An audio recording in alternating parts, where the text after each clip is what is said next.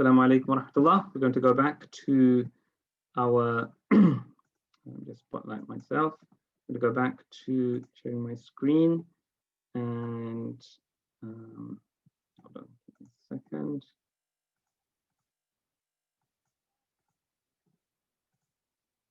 Okay, here we are. Sharing the screen. Oh, sorry, technical glitch. Let me try again. Bismillah. There we are. All right, Bismillah. Okay, let's go back to the cliffhanger that we left at. So we have here الطالب موجود. This is your mubtada, this is your khabar. Definite subject, indefinite predicate. Then we added a, let me take this off so we can recap. Then we added a shibhul jumla to the sentence. So this shibhul jumla here is متعلق بالخبر. الطالب موجود في المدرسة. Then what we did was we took the khabar off and we made it invisible. So now we have الطالب في المدرسة. Now in this kind of sentence, the thing to remember is your khabar is not the shibul jumla. The fil madrasati is not your khabar, although it sounds like it is. If I say the student is in the school, it sounds like in the school is your khabar. However, grammatically speaking, your khabar is this word mawjudun. Yeah. So we say this is your hidden or your virtual khabar in this sentence. It's here. At-talibu mawjudun fil madrasati. Okay. So I want you to park that thought in your mind. So let's have a look at this. Don't look at this. Those bits I've crossed out, don't look at those for now. All right. So just look at here. So you have huwa fil madrasati. Where's the khabar? Before fi. Good. And what is it? What's the khabar if you said it? موجود. Good. هو موجود في المدرسة. What about here? هذا موجود. موجود في المدرسة. الكلمة في الكتاب. The word is in the book. What's the khabar? موجودة. Good.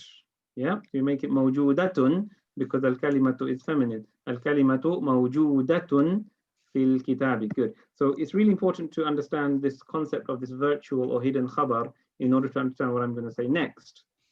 Okay, so I'm building up towards something. Here we have the concept of an indefinite subject or mubtada, which I promised you at the beginning. Now, here we have at-talibu fil madrasati, right? So we're going to make this at-talibu indefinite and do this. Talibun fil madrasati. A student is in the school. And as you can see, there's a cross here. Arabic does not like the indefinite mubtada.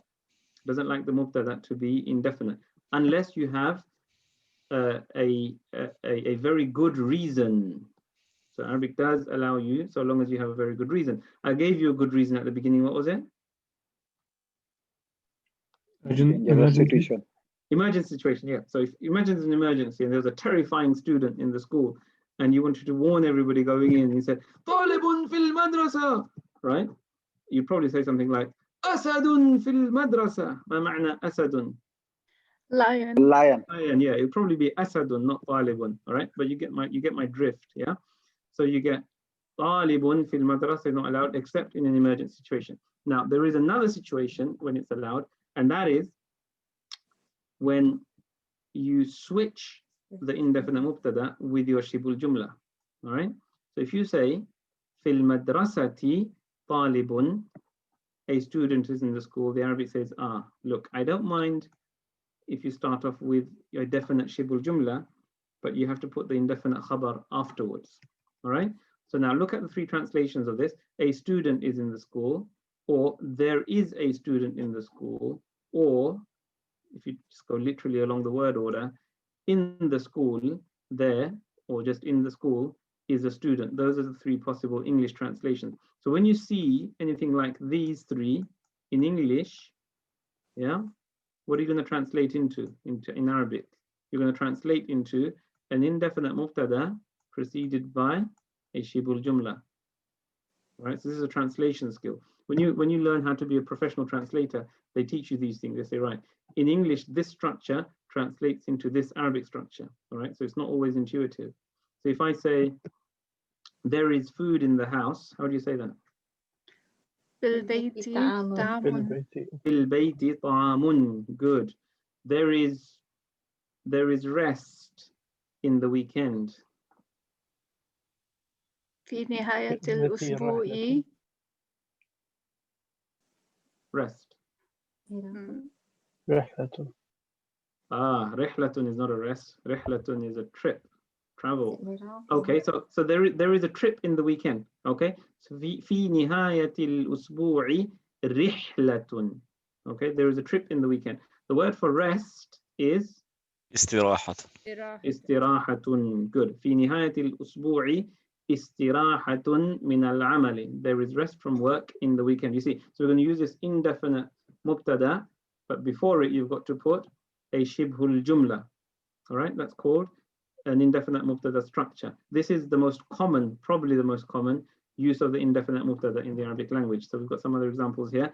Fil kitabi kalimatun. Now remember, because this word is your mubtada, it's going to end in what? Dhamma. Fil kitabi kalimatu, dhamma again. Kalimatu haqqin, and so on. So the rule is an indefinite mubtada is permitted if there is a shibhul jumla before it. That's one reason. The other reason, of course, is emergency situations. Okay.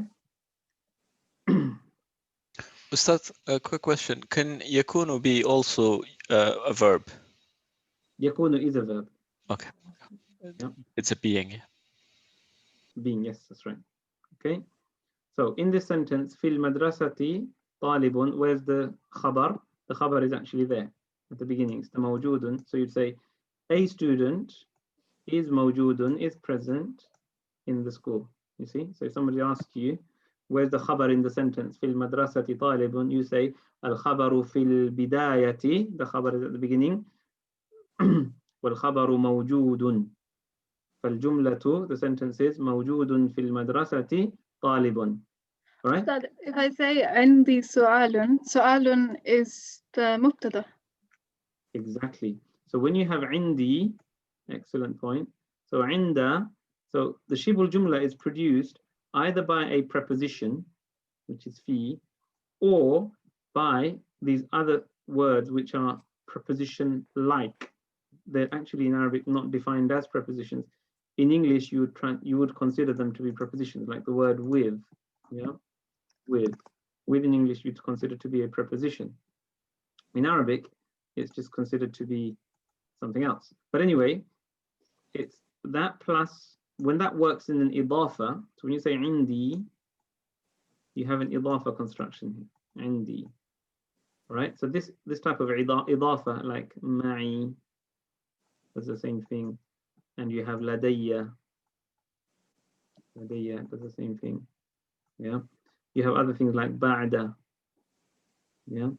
So if I say ba'da al-amali, after work, there is a party. All right, I can say that. There is a party after work. بعد العمل حفلة. Perfect. You see, haflatun is your indefinite mubtada. بعد العمل. All right, so you can say ma'i. How to say I have money. What's the word for money? مال. Malun, good. So عندي malun. So I have money. عندي malun. Or ma'i malun. I have money. It literally means with me, money. Money with me. Money is present with me. That's what you're doing. Yeah. Money, malun mawjudun عندي. That's what you're saying. Does that make sense? No. Yeah. So you say حفلة موجودة بعد العمل. That's what you're saying. Right. In these so this word mawjudun is like kind of special. It's the word of choice for this situation. Okay. Yeah. We'll often, grammarians use this word mawjudun. Sometimes they use ka'inun. Ka'inun. Ka'inun means existent. Yeah. Ka'in, from, that's the active participle of kana. So the ismul fa'il of kana is ka'inun. So you'd say talibun, a student, ka'inun is existent or is extant fil madrasati, in the school. Yep. Money is extant with me. A party is extant after work. Yeah. That's grammatically what you're saying. All right, now let's look at the definite khabar. There are some situations when you might want to have a definite khabar. So we've done the indefinite mubtada, now we're going to the definite khabar. So we've got the man is a scholar, all right? What if I want to say the man is the scholar? Is that a legitimate meaning we might want to produce? The man is the scholar, or that man is the scholar who is going to lecture us now. Does that make sense? Yes, it does. Yeah, so we do sometimes want to produce a definite khabar. Now, in principle, Arabic does not have an objection to the definite khabar. So remember at the beginning I said in a jumla ismiya, you have to have a definite mubtada and an indefinite khabar. That rule is not sacrosanct. The rule is not sacred. You don't have to stick to that rule. In principle, the Arabic language does not mind a definite khabar. However, it does not like ambiguity. Now, if I made this definite, if I said ar-rajulul alimu, if I put al-alimu here, would it be ambiguous? Could that mean something else? The scholarly man. Good, that could mean the scholarly man, because it could be al-alimu being an adjective, you see? So in order to avoid this, what we do in Arabic is we produce a pronoun in the middle called a dhamirul fasl, and sometimes they call it dhamirul sha'n. Sha'n means matter. Sometimes this pronoun adds emphasis and gravity. It's a gravitational pronoun, if you like, all right? Or gravitas, is that a word? Yeah, it's a pronoun with gravitas, if you like, all right? So this pronoun is called dhamirul fasl. Fasl means separation, or dhamirul sha'n. So we have ar-rajulu huwal alimu. Here we have هذا الرجل هو العالم, هذا هو العالم. Okay, so we've got some examples there of the definite khabar. And of course, with the feminine, you'd make it feminine. المرأة هي العالمة, الرجال هم العلماء. Okay. Now, in some situations, you don't need the huwa.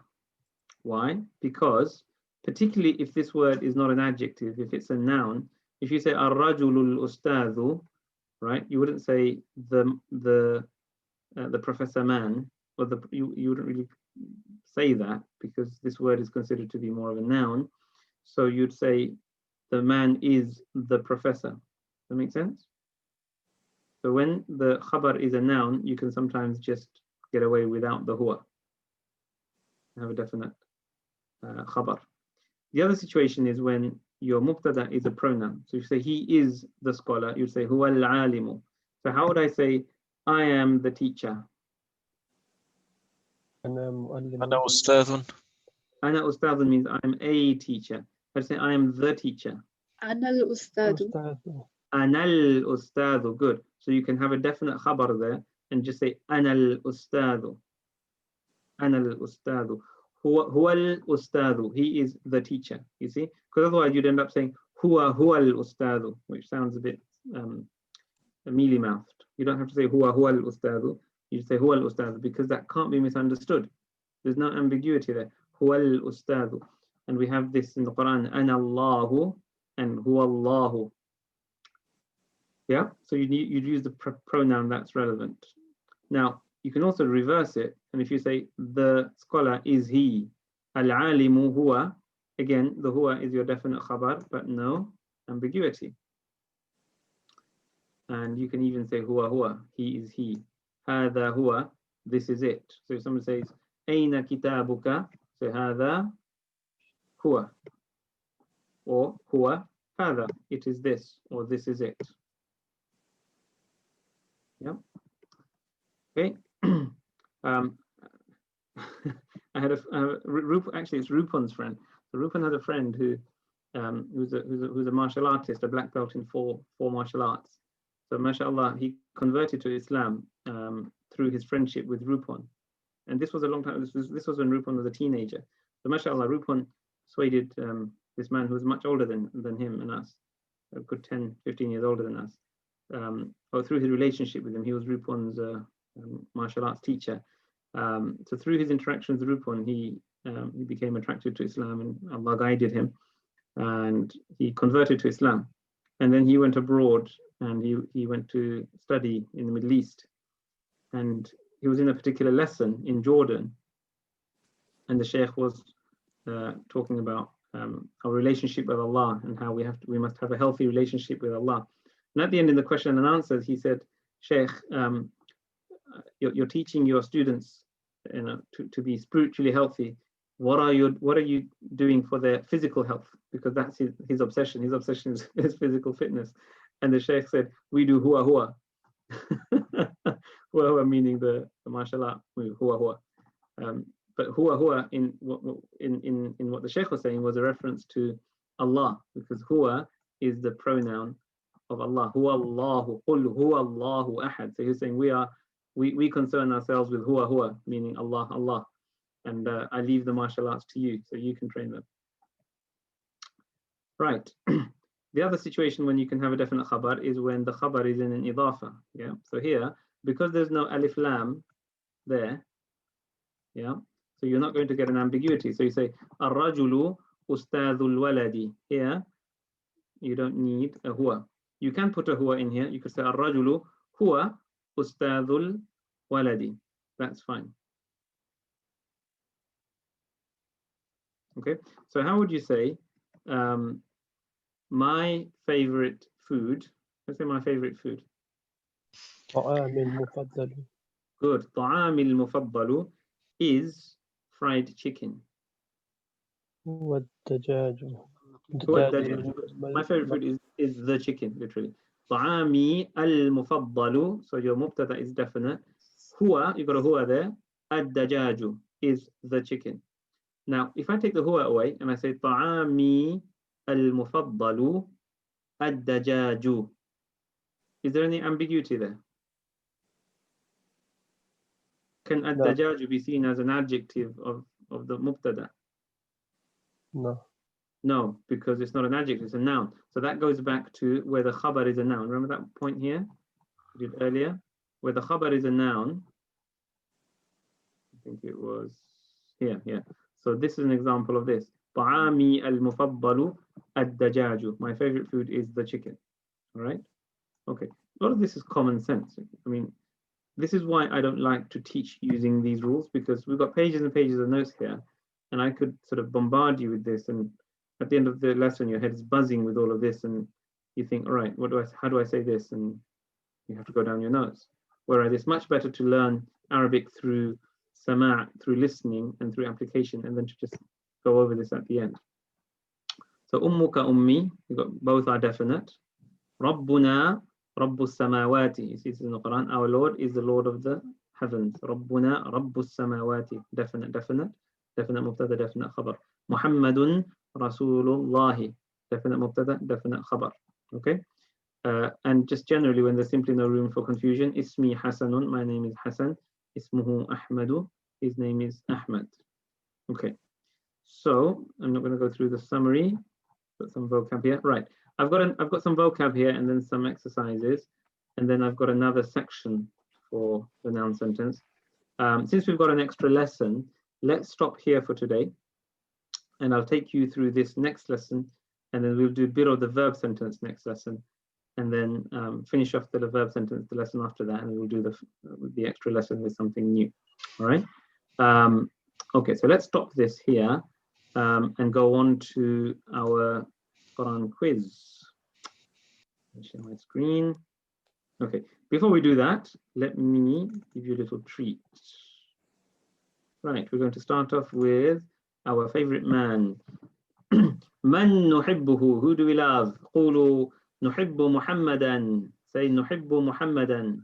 نحب محمدا وحبيبنا. وحبيبنا. You see, definite mubtada, definite khabar. Huwa habibuna. See that? Huwa is definite, habibuna is definite. Huwa habibu qulubina. هو حبيب قلوبنا. The beloved of our hearts. Again, definite mubtada, definite khabar. Okay, you're going to help me construct a sentence in which there is a noun sentence using these slides. So we start off with Muhammadun. Now, how would you say father of Bakr? Abu Bakr. Abu Bakr. Abu Bakr, good. So how to say Muhammad is the father of Bakr? محمد هو Abu Bakr. Okay, one of you said Muhammadu. You dropped his tanween. Did you do that thinking he's definite? You have to drop the tanween. Who was that? I think that was Iqbal. Was that Iqbal? No. Yes, my ears can hear all of your voices individually now. It's like how your parents can tell the voices of their children. Making me feel dull. As you can see, my hairs are graying. All right, you are all my children. Do not argue. All right. Okay. So Muhammadun. Please, please, please. Note. If words have a tanween, especially names like Muhammadun, don't drop them unless you're calling out. So if I say Ya, how would I say Muhammad after Ya? Ya Muhammad. Ya Muhammad. Do. Someone said Ya Muhammada. Who was that? نعم it was Junaid. All right. You're thinking if it was an idafa. نعم. Yeah. Ya Abdallah you're thinking of, right? That's what, yeah. Yes. But if it's just an isolated word after Ya, you have to drop the tanween. So you say Ya Muhammadu. Okay, so if your friend is called Muhammad, you're calling out to him, you say Ya Muhammadu, Ya Tullabu, Ya Fatimatu. Okay, so we've got Muhammadun Abu Bakrin. Muhammad is the father of Bakr. Do we need the huwa? No, because it's a noun. We don't need the huwa because there's no The confusion. khabar is a noun. The khabar is a noun, and also there's an idafa. Yeah, Abu Bakr is idafa, and basically there's no confusion. Right? If there's no confusion, you can have a definite khabar. Muhammadun Abu Bakrin. All right. Now let's make it a bit more interesting. Let's say, actually, sorry, I told you. Let's take the word Bakr away and say Muhammad is the father of one, meaning someone. Muhammadun Abu Ahadin. Good. So you say Muhammadun Abu Ahadin. Muhammad is the father of one. Right. Now let's add a Shibhul Jumla, and we're going to say from your men, meaning among your men. How do you say that? من رجالكم. Min rijalikum. Good. Actually, no. Before we do that, I've lost a train of my my thought. Let's transport Muhammadun Abu Ahadin to the past. Okay. So what's the time machine we use to make it go in the past? The noun sentence. Kana. Kana. Good. So I'll give you a quick peek before. So we've got kana, and what does kana do? It makes the khabar go Up. up. So Abu becomes Abba. Aba. Good. So you say kana Muhammadun Aba Ahadin. Muhammad was the father of one. Muhammad was the father of someone. Now let's add our shibul jumla min rijalikum. All right. So we've got kana Muhammadun Aba Ahadin min rijalikum. Muhammad was the father of one of your men. Now we're going to negate the whole sentence. So how do you negate the kana? Good. So now we have the verse in Surah Al-Ahzab. ما كان محمد أبا أحد من رجالكم. Yeah. Now there's a great beauty about this verse. Listen to this. ما كان محمد أبا أحد من رجالكم. All right. I just need to park the sound of what I just said in your minds, and let's move on. Now let's park that at the top. We've got ma kana Muhammadun. Now there is another way to express ma kana to negate a perfect meaning. You can either use ma and then the perfect verb, or you can use what? Lam and Good. You say lam yakun, like lam yakun alladhina kafaru. Yeah. So you have. So we could say lam yakun Muhammad. لم يكن محمد أبا أحد من رجالكم. Which one sounds smoother and more soothing and softer and gentler? ما كان محمد لم يكن محمد. First one. The first one, definitely. Yep. Because you've got these two harsh sukoons on the meme and the nun here, isn't it? Yep. And you've got a harsh dhamma on the ka. So ما كان, the fatha on the ka keeps it soft, and this alif and the mads here, the mad on the meme and the mad on the kaf make it nice and gentle. Ma kana, and the fatha on the kaf doesn't make it harsh, whereas ku is harsher. Lam yakun. You see? So if this verse were lam yakun, the Arabs would have said to the Prophet Muhammad sallallahu alaihi wasallam, you're not a true prophet because we can improve your line. Wherever you are mentioned in the Quran, elsewhere, there is a context of gentleness, all right? So whereas lam yakun is used in the context of harshness, lam yakunil ladina kafaru, referring to the disbelievers, right? So it's inappropriate to use lam yakun when we have available to us ma kana. They would have said the better rhetorical device to use here would be ma kana Muhammadun. Therefore, the Quran is false. And if that had happened, we would not be Muslims today. Yeah.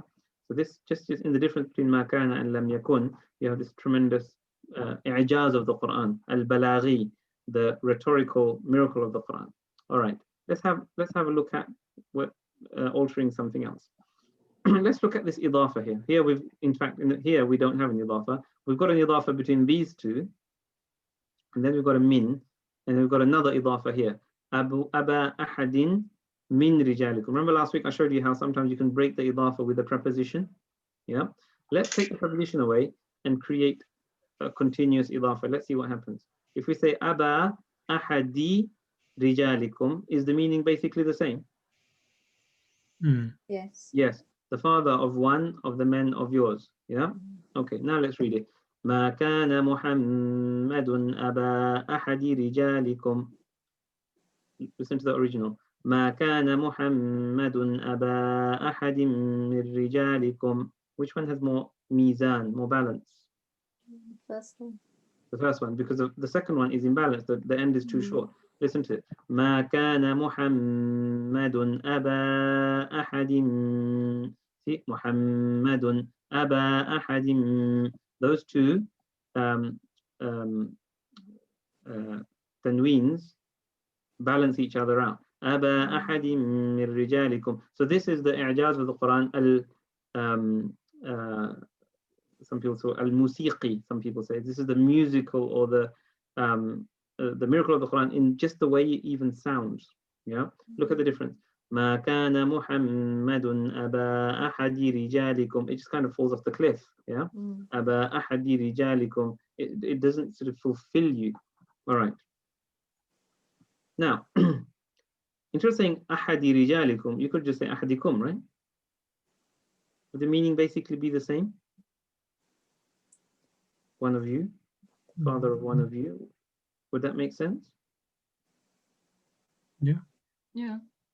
It would, but it would be wrong because he had daughters, right? Or then you could say, well, maybe the ahad here is masculine, it's referring to the men. We could exclude the daughters. We could find a way to exclude the daughters. Although One of you would be just too ambiguous, wouldn't it? It would be ambiguous, but you could make an argument. ما كان محمد أبا أحدكم. Apart from falling off the cliff sharper, there is a potential issue in the meaning. However, rijal means men. The word rijal literally means a man who is able to stand on his feet. Yeah, because rajul comes from rijl, which means foot or leg, not foot, leg. So when it says Aba ahadi rijalikum, he's not the father of one of your men who are able to stand. But did the Prophet Muhammad have male children? Yes. Yeah. He did, but they didn't survive to the point at which they were able to stand on their feet. You see? So the rijalikum here is very, very important, because if you said Aba ahadikum, they would say, but you did, okay, even if you exclude the females on the basis of some argument, you did have male children and they passed away. So this is untrue. You see, so you've got to say Aba ahadi rijalikum. So then you add the rijalikum, it fulfills the meaning, it perfects the meaning, and it also perfects the wazn, the balance of the line. Isn't that amazing? Yeah, mashallah. So this is a verse from Surah Al-Ahzab. I promised you the week before last we'd go through this, and here we are. Alhamdulillah. All right. So let's now go to some of the Quranic verses. We won't go through all of them today. I'll keep going until about 8:45. Yeah, because I know that it's late and people need to go. Let me share my screen here. Here we are. Quran quiz for the day. Just turn it into slideshow, session number 3. Right, let me make my screen bigger. Right, Right, I want you to find the shahid for me, the thing that bears witness, bears testament to what we're learning today. وَبَيْنَهُمَا حِجَابٌ وَبَيْنَهُمَا حِجَابٌ hint, hint, hint. We're already there. Who's going to tell me what's going on here? وَبَيْنَهُمَا Indefinite mubtada. Indefinite mubtada. Exactly. Which one? What's the indefinite mubtada? Hijabun. Hijab. Good. Hijabun. Indefinite mubtada preceded by shibhul jumla. So the bayna and the pronoun, this idafa produces a shibhul jumla. You don't always have to have a preposition for the shibhul jumla. This is also a shibhul jumla. وَعَلَى الْأَعْرَافِ رِجَالٌ. Same again. Again the same. Rijalun is the mubtada and وعلى الأعراف is the shibhul jumla. Good. وَعَلَى الْأَعْرَافِ is the shibhul jumla. رِجَالٌ is your mubtada. Good. Okay. This is referring to, there will be some people on the Day of Judgment whose situation will be uncertain. They will not know what their destiny will be, and so they will be standing waiting, and they'll be standing on this pedestal, this place called the A'raf. And the Rijalun refers to the people. Are they going to all be all men? Are there going to be no women there? Why did it say Rijalun? Because it's indefinite, so it'll be including women as well. Yes. So the broken plural in Arabic, Rijalun, does also include women depending on context. Okay? All right, let's have a look at the next one. Yeah. وَلَهُ الْحَمْدُ فِي السَّمَاوَاتِ وَالْأَرْضِ وَعَشِيًّا وَحِينَ تُظْهِرُونَ. The verse from Surah Ar-Rum. This section of the Quran is one of my favorite sections. I just love it, mashallah. فَسُبْحَانَ اللَّهِ حِينَ تُمْسُونَ وَحِينَ تُصْبِحُونَ. Subhanallah. Glory be to Allah when you enter the evening and when you enter the morning. وَلَهُ الْحَمْدُ فِي السَّمَاوَاتِ وَالْأَرْضِ وَعَشِيًّا وَحِينَ تُظْهِرُونَ. وَلَهُ الْحَمْدُ فِي السَّمَاوَاتِ أين موضع الشاهد؟ أين مكان الشاهد؟ وَلَهُ الْحَمْدُ. وَلَهُ الْحَمْدُ. So what do we have here? To him. Wait. So alhamdu is a definite khabar. And huwa Khabar? is separating. Is it a definite khabar or a definite? Mubtada. مبتدا. Yes. So what is lahu? Lahu is your shibul jumla. And it's before the definite. It's before the definite mubtada this time. So last time the mubtada was indefinite. You can also switch the definite mubtada with the shibul jumla. For example, assalamu alaykum. So assalamu is your definite mubtada, and alaykum is your shibul jumla. Yeah. And what's the khabar then? Assalamu alaykum. Where's the khabar?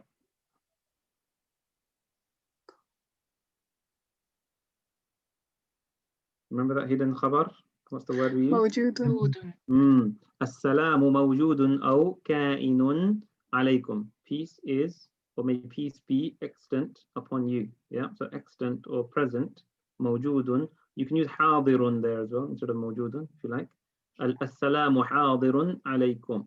Okay, so that's, but you can switch it. You can say wa alaykumus salamu, wa ka'inun alaykumus salamu, even though the mubtada is definite.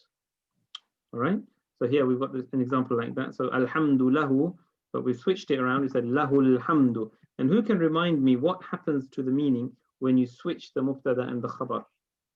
Only. Exclusivity. Exclusivity. Exclusivity means only. Good. So when you say wa alaykumus salam, that means may only peace be upon you.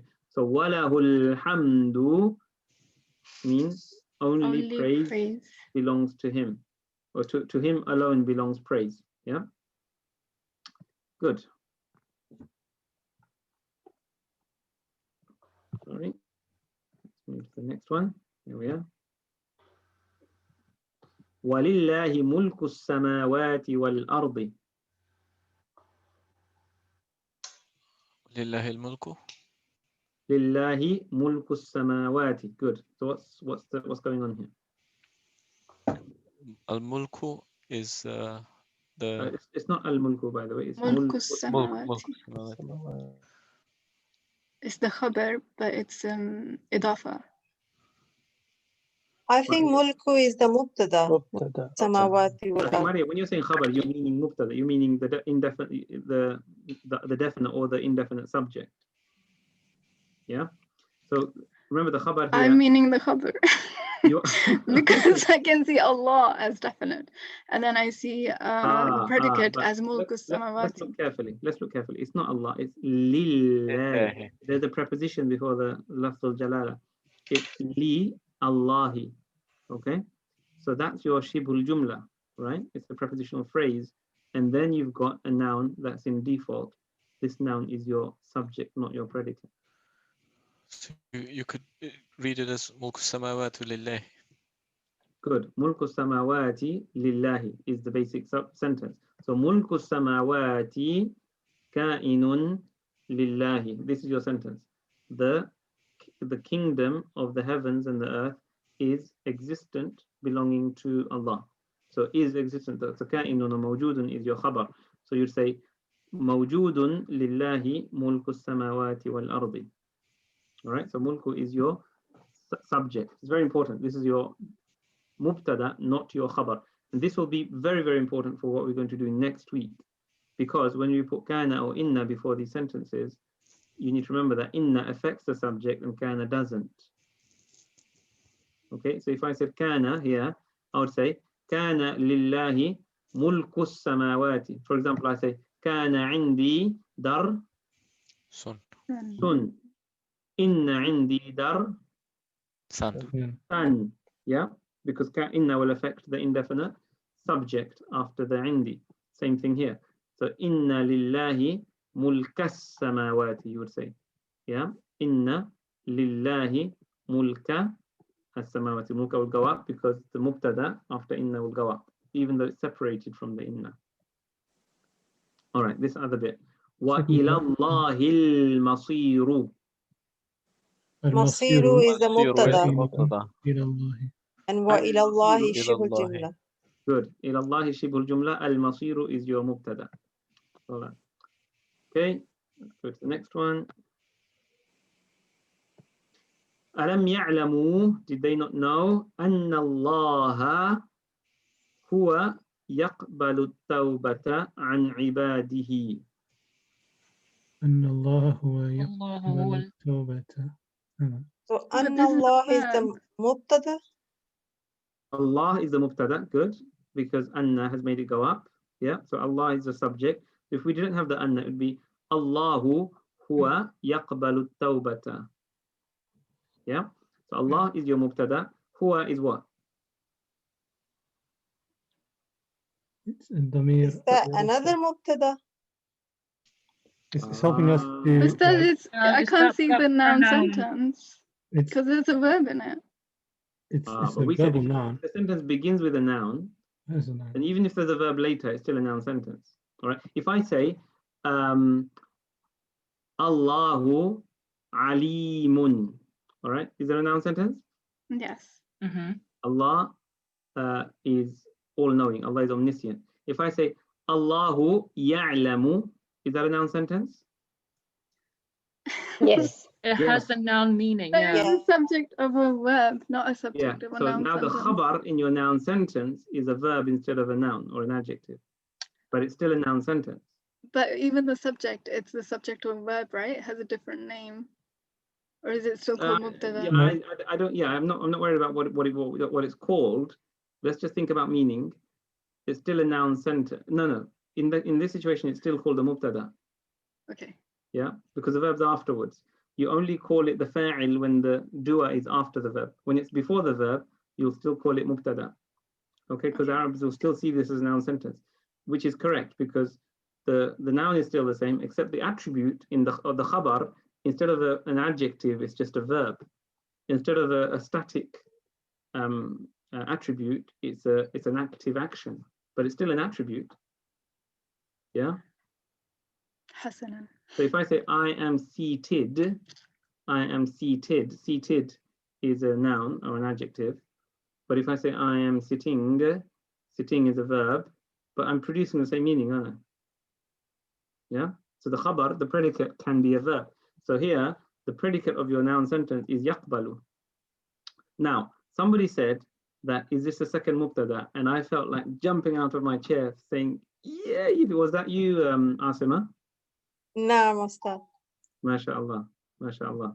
Yeah, you've got your grammar hat on today. You're answering all the questions. Okay, you could interpret this in different ways. Let's have a look. You could say, Alam ya'lamu anna Allah huwa, full stop. Do they not know that Allah is He?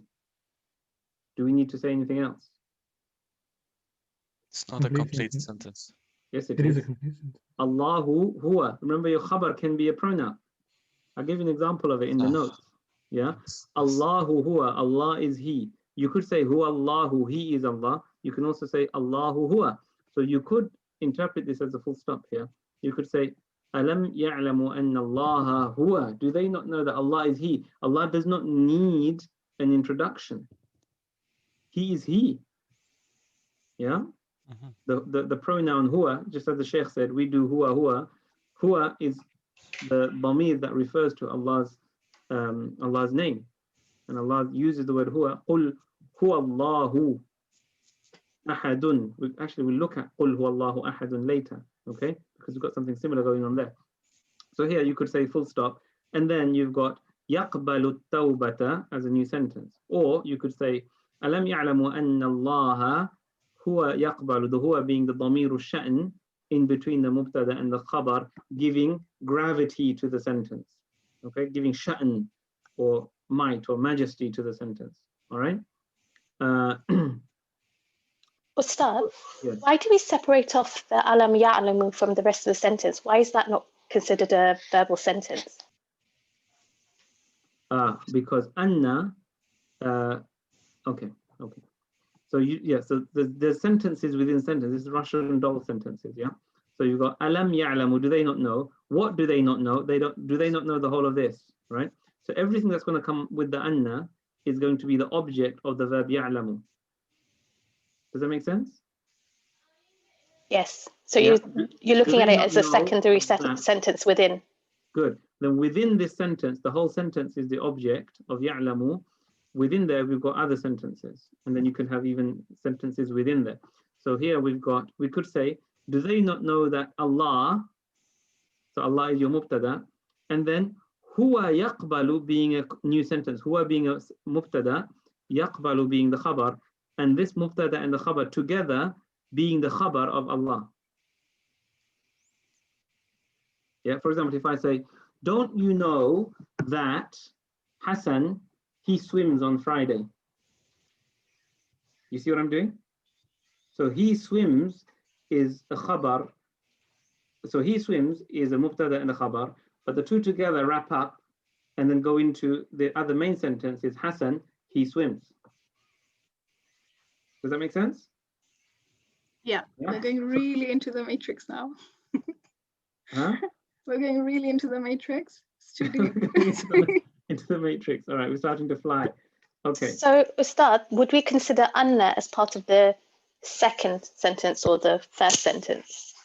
We'd consider anna as part of this construct because anna together with this is the object of that. But it just semantically, we wouldn't think of it that way because we don't really start a sentence with that in English. That's right. So anna is a connector.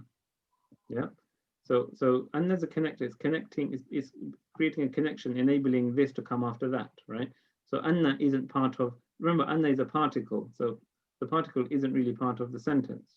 Right? The sentence is the mubtada and the khabar. Yeah.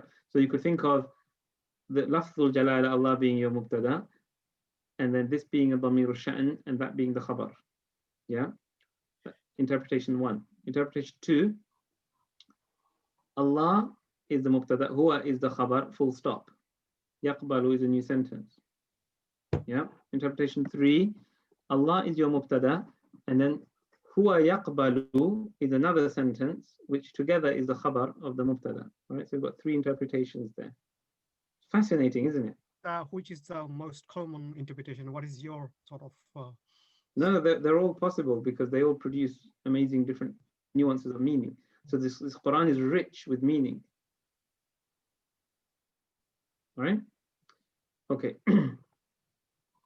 And when you read tafsir, they'll explain this like this, and they'll use these grammatical terms to explain the different interpretations. All right. يقبل التوبة, he accepts the tawbah عن عباده, from his servants, ويأخذ الصدقات, and takes sadaqat. Of course, he doesn't take it, it's for the poor. وأن, now the moment you see anna, you think, right, we're coming up with another noun sentence. Yeah, because anna will introduce a noun sentence. وأن الله هو التواب الرحيم. What do we have here? Jumlatul ismiyah. Jumla ismiya, and what's unique about it? What's different? We have a definite khabar too. Khabar. Good, you've got a definite khabar, at-tawwabu, and you've got this damiru sha'n in the middle, or damiru al-fasl in the middle. So, anna allaha huwa at-tawwabu. Now, you don't remember, you don't need this. Grammatically, you don't need this. So we could say, anna allaha at-tawwabu. Yeah, that would be grammatically correct. Okay. Time. All right. Shall we stop here, or do you want to do this last one before we go? Let's do one more. Okay. يا أيها الذين آمنوا أنفقوا مما رزقناكم. أنفقوا, spend from what we have provided for you. من قبل أن يأتي يوم لا بيع فيه ولا خلة ولا شفاعة. Before there comes a day in which there is no exchange. You can't buy your way out on the day of judgment. ولا خلة, خلة means friendship. Yeah, the word khalil means friend. Khulla is the verbal noun, friendship. ولا شفاعة, and no intercession. Of course, does that mean there's going to be no intercession on the day of judgment? إلا بإذن الله, except with the permission of Allah. Yeah. لا يشفع عنده إلا بإذنه. Nobody can intercede with Allah except with his permission. So Allah will give the Prophet Muhammed sallallahu alaihi wasallam permission to intercede for his ummah. There will be other people who will be given permission as well. The Hufaz of the Qur'an will be able to intercede for people as well because they memorize the Qur'an. Okay. ولا شفاعة. So this, remember, when the Qur'an sometimes states certain things as absolutes, it is understood by necessity that those apparently absolute statements are qualified. So please don't misunderstand. For example, Allah says to the disbelievers, you and what you worship will be in hell. All right. So the Christians worship Isa alayhi salam. Is he going to be in hell? No, the fake Isa that they worship. This is what. Well, no, they worship the real Isa, but is the real Isa going to be in hell? If you take the words literally, absolutely, it would require Isa alayhi salam to go to hell. However, the Arabic language, you have to understand the Arabic language within the context of the Arabic language, is how the Arabs use their language. Even in English, we use certain things as absolutes in order to create rhetorical effect. We don't mean them as absolutes. Yeah, we do this all the time. It's a very poor style when you're having an argument. Why do you always leave your dish without washing? All right. Is that usually true? Does a man always fail to wash his dishes? No, he probably washes them sometimes. So why do you say always, meaning most of the time? Yeah. Sometimes the word always, even in English, so excuse the poor example. Don't sort of use that as a battering ram to in your domestic situations and then quote me.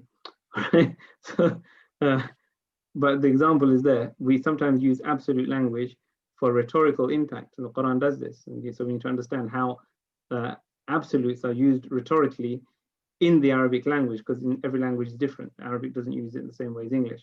So this is an example of wala shafa'atun. We understand this must be qualified because there are other verses of the Quran which qualify this. Wal kafiruna humul zalimuna. A definite khabar.